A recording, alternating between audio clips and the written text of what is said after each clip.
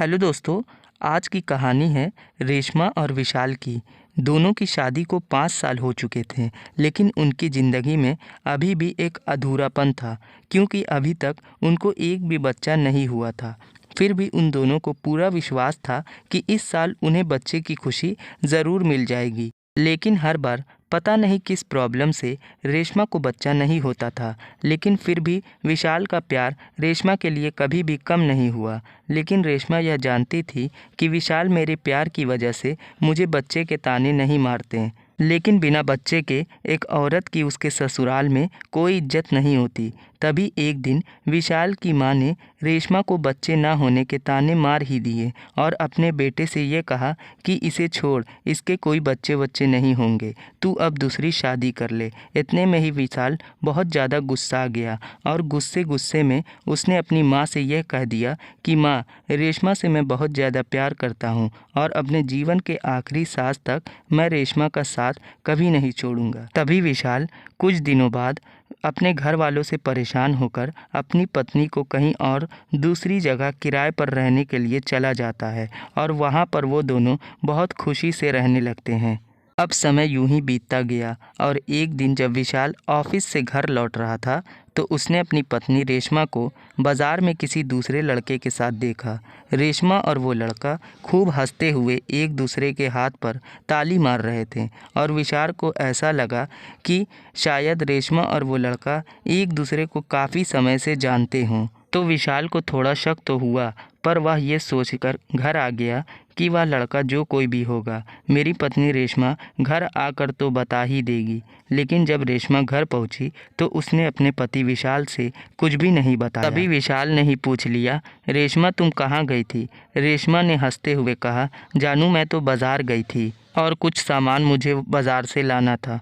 अब विशाल को थोड़ा शक हो गया और उसे थोड़ा थोड़ा गुस्सा भी आने लगा था, क्योंकि रेशमा ने अपने पति से उस लड़के के बारे में कुछ भी नहीं बताया। लेकिन गुस्सा होने के बाद भी विशाल ने अपनी पत्नी से कुछ भी नहीं कहा और अब उसके बाद विशाल ने अपनी पत्नी को उस आदमी के साथ कई अलग अलग जगहों पर देखा।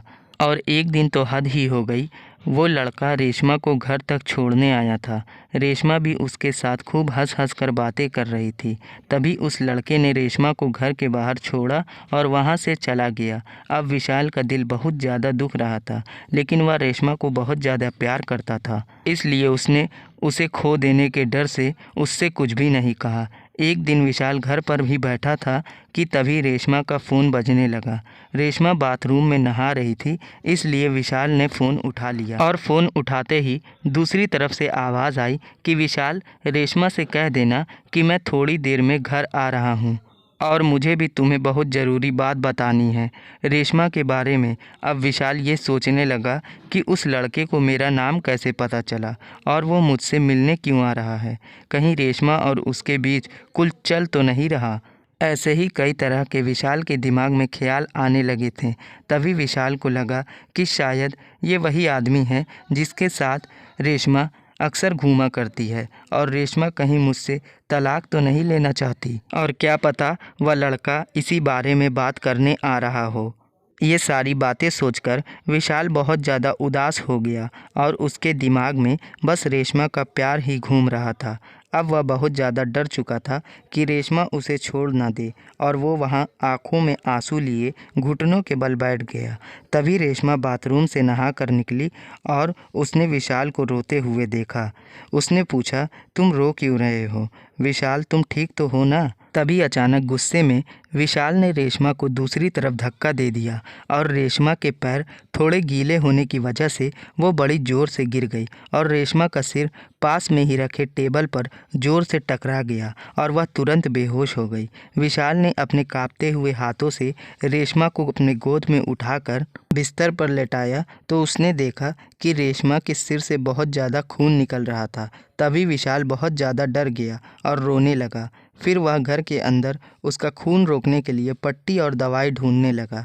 तभी दवाई ढूंढते ढूंढते उसे पलंग के पास एक चिट्ठी मिली और उस चिट्ठी में ये लिखा हुआ था कि डियर विशाल, मैं तुम्हें कई दिनों से यह बताना चाहती थी, लेकिन सोचा कि मैं तुम्हें सरप्राइज़ दूं कि मैं कुछ दिनों से अपना इलाज एक डॉक्टर से करवा रही हूं और वो डॉक्टर मेरा कज़न ब्रदर है और वो अपनी पढ़ाई अभी कुछ महीनों पहले फ़ॉरेन से ही करके लौटा है। और विशाल, उसी इलाज की वजह से मैं 2 महीने से प्रेग्नेंट हूँ। इसलिए मैंने उस भाई को आज घर पर खाने के लिए बुलाया है। तुम उससे मिलकर बहुत ज़्यादा खुश होगे। तभी दरवाजे की घंटी बजती है और विशाल दरवाज़ा खोलता है। तो दरवाजे पर वही लड़का खड़ा होता है और उसने कहा, विशाल, मैं रेशमा का भाई मनोज हूँ, तुम कैसे हो? तभी अंदर आते ही मनोज की नज़र रेशमा पर पड़ती है और मनोज रेशमा को तुरंत अस्पताल लेकर जाता है और रेशमा कोमा में चली जाती है और वो अपना बच्चा भी खो देते हैं। जैसे ही ये सारी बातें डॉक्टर विशाल को बताते हैं, विशाल अपना सिर पकड़कर रेशमा के पैरों के पास बैठकर फूट फूट कर रोने लगता है और रोते हुए रेशमा से माफ़ी मांग रहा था। लेकिन अब क्या था, अब तो रेशमा कोमा में जा चुकी थी। तो दोस्तों, देखा आपने, एक छोटी सी गलतफहमी की वजह से रेशमा और विशाल का जीवन बिल्कुल ख़त्म सा ही हो गया। काश विशाल ने रेशमा पर बिना सोचे समझे शक ना किया होता, क्योंकि ये शक ही एक ऐसी चीज़ है जो इंसान का पूरा जीवन बर्बाद कर देती है।